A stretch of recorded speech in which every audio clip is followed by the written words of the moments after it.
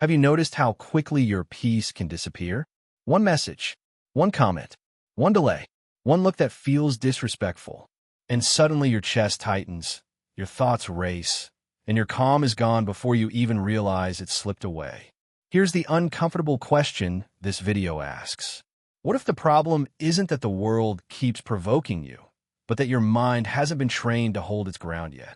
Most people believe emotional control means suppressing feelings or pretending not to care. Stoicism teaches something far more powerful. Emotional mastery isn't about becoming numb. It's about becoming unshakable without becoming cold. Today, we're going to break down 5 ancient but extremely practical Stoic habits that help you master your emotions in real life. Not in theory, not in books, but in moments when your nervous system is under pressure. Stay with me, because habit 2 is the one that prevents regret. It's the habit that stops you from saying the sentence that damages relationships, careers, and self-respect in seconds. The goal isn't to feel nothing. The goal is to feel clearly and choose deliberately. Let's begin. Habit 1. Create space between the trigger and the response. Most people believe anger happens instantly, that it erupts out of nowhere. But anger is not sudden, it's layered. It begins as a sensation in the body, then a thought, then a story you tell yourself, then a reaction. By the time you explode, the process has already been running for several seconds, sometimes minutes. The Stoics understood this deeply. They didn't try to fight emotions at their peak. They intercepted them at the beginning. Your power is not in winning the argument. Your power is in interrupting the momentum. A pause doesn't mean weakness. A pause is command. One breath, one moment of silence, one internal sentence. I do not have to respond immediately. That gap, small as it seems, is where freedom lives. Because once you pause, the emotion no longer owns the steering wheel. You do. Strength isn't loud. Strength is calm enough to think before acting. Habit 2. Refuse to speak while you are emotionally wounded. This habit quietly saves lives, reputations, and relationships. There are moments when you're already compromised, tired, stressed, insecure, overwhelmed, or carrying unresolved pain. Then someone touches that exact nerve. Your instinct is to respond fast, to defend, to attack, to prove something. And for 5 seconds, it feels powerful. Then the damage appears. So adopt a rule that Stoics lived by even if they didn't phrase it this way. Never speak while you're emotionally bleeding. When you're wounded, your words are not tools, they're weapons. And weapons don't build anything worth keeping. Walk away. Delay the response. Let the nervous system settle. Because calm decisions age well. Angry decisions don't. This habit doesn't make you passive. It makes you precise. If you've ever said, I don't know why I reacted like that, here's the truth. You didn't lose control. You followed a pattern. And patterns don't disappear through motivation. They disappear through training. Habit 3. Lower your expectations of human perfection.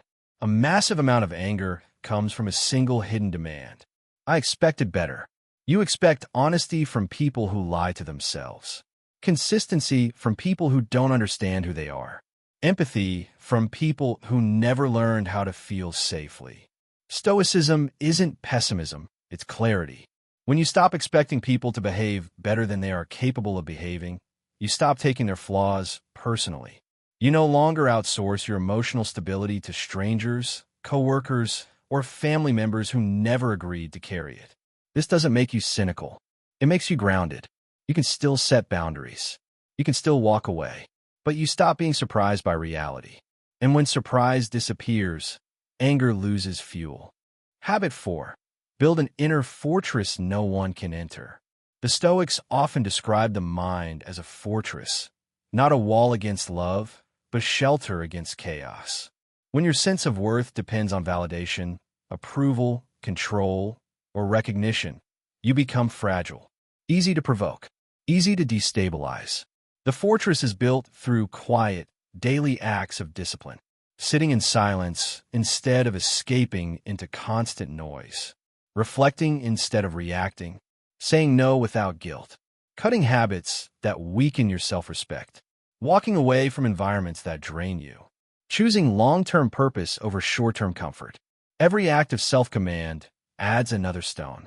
And over time, something changes. The outside world doesn't soften, but it loses access. Not because you don't care, but because you don't depend. Habit 5. Choose meaning over ego. Ego says, I must win. I must be right. I must be respected. Meaning says, I want to live aligned with who I promise myself to be. These two paths lead to very different emotional lives. The next time someone provokes you, ask yourself, did their words change the truth about me? Or did they only bruise my pride? Here's the paradox the Stoics understood. You don't become unbothered by being untouchable. You become unbothered by not needing to be touched. That's real freedom, the quiet transformation. If you practice these habits, the world won't magically become kinder. People will still disappoint you. Situations will still test you. Someone will still try to pull you into chaos. But you will be different. You'll observe instead of explode. You'll respond instead of react. You'll walk away without bitterness. You'll speak less, but with more weight. And eventually, something strange happens.